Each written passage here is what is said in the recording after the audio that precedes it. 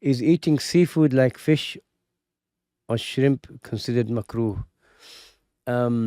Fish is not makruh. In the Hanafi school, fish and eels are perfectly permissible. A fish that dies of natural causes, something like that, you know, you know, a fish that's just floating on the water would be, you don't know how it's died, don't eat that. But a fish that's been fished, taken out of the water, or if even if yeah, most fish that you buy a fish like this, and it's permissible to eat them. So, fish and eels, no problem.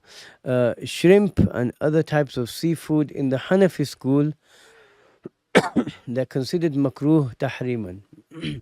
Where does this come from? Generally, like we have hadith, هو طهور ماؤه الحل ميتته. But the Prophet sallallahu alaihi wasallam, he told people that the water of the sea is pure, and the dead animals, meaning here the fish, really, not animals. The fish of the sea are halal to eat, so that's covered. But then, what about other sea life that's not entailed in this hadith and other ahadith? So the ulama had to do some ijtihad here. And like, for example, the Arabs generally have a principle, the fuqaha have a principle about the Arabs, which is that what would the Arabs think about this particular animal when you're discussing it. So generally they wouldn't eat vermins, would they? So rats and mice and these sorts of things are out. So when it came to seafood, I mean, generally what you'll find, scholars who live near the sea, I mean, it's the norm, and it's a readily available source of food for people.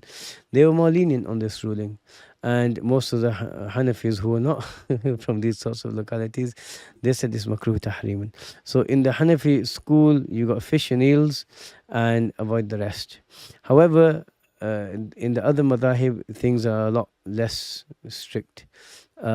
I have a friend who's qualified in the Maliki school, and he said that anything that lives, even part of its life in the sea or in water, actually, is halal to eat. So, based on that, shrimp and other things like this would be permissible. So this is one of those issues where you can follow any madhab on. It's not like mixing between the wudu of one madhab and then the prayer of another, and it's not like that. You can pick one madhab and you can stick to it. You can be a Hanafi and say, right, I'm going to be a Hanafi until I land in my Hanafi grave, no problem. Or you can say, look, I want to follow this other school on this issue, it's permissible there. So that's your basic trend. So you can do that, and there's no blame on someone who does that, and Allah knows best. لا إله إلا الله محمد رسول الله